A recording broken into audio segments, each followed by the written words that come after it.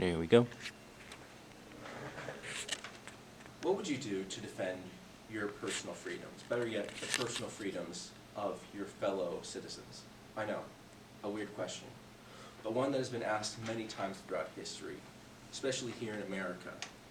And while ours may be the most famous case of citizens, everyday people, fighting back against an oppressive government for their own freedom, it's not the only case.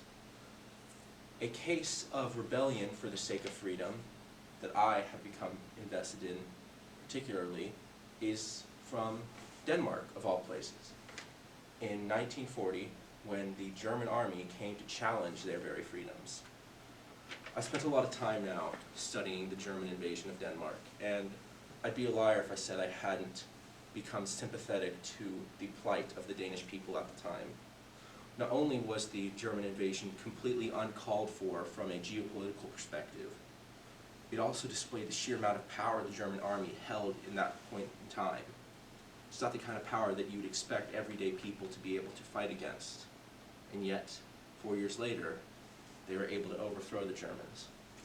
So for today's speech, I'd like to go into the full story behind the German invasion of Denmark and its subsequent occupation, leading to the founding of the Danish Rebellion.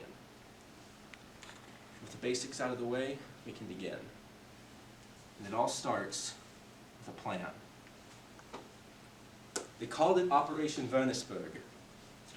I don't know what it means, but what is known is that in 1940, Germany was quite literally on the warpath.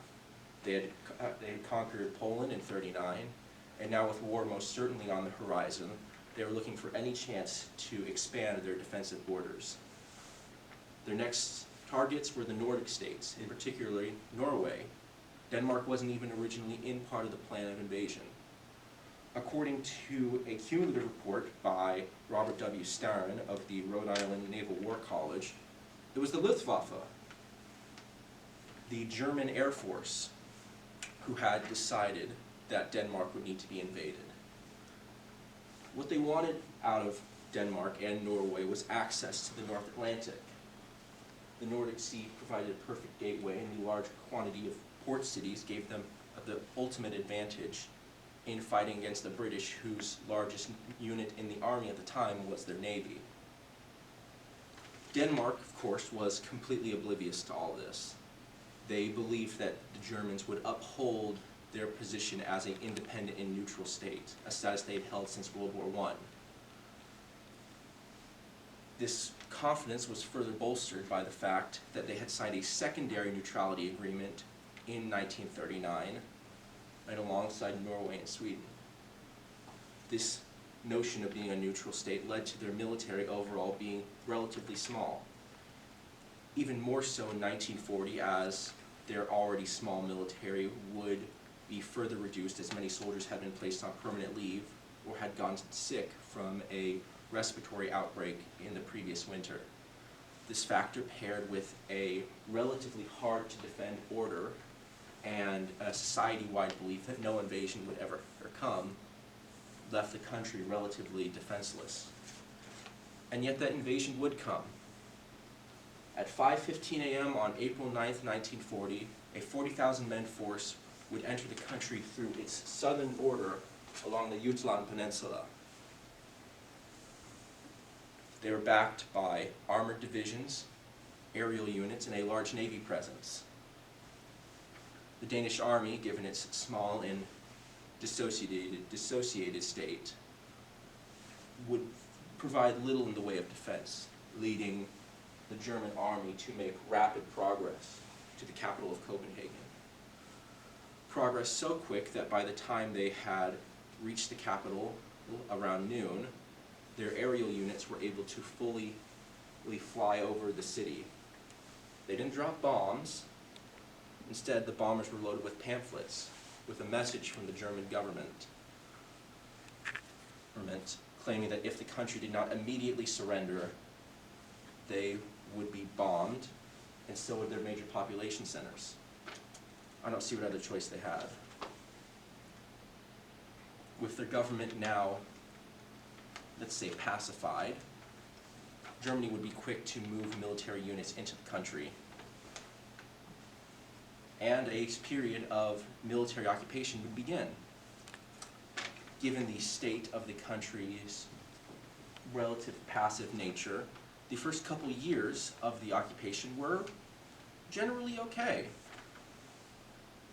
Denmark was allowed to maintain itself as an independent and neutral state at the concession of the Danish government, who at the time received a lot of flack from Western standpoints, believing that they were either Nazi sympathetic or at worst weak-willed.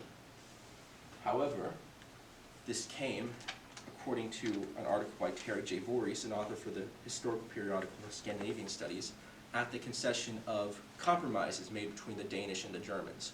The Danish government gave up a lot of independent sovereign freedom in order to maintain their citizens' status as freestanding. First, they gave up their right to political parties, then government right to make media. Eventually it came to the point where German politicians were being placed in parliament. But it allowed the Danish citizens to be free, to have general state of welfare, and for the supplies and the economy to run smoothly. That was until Germany began persecuting Danish Jews.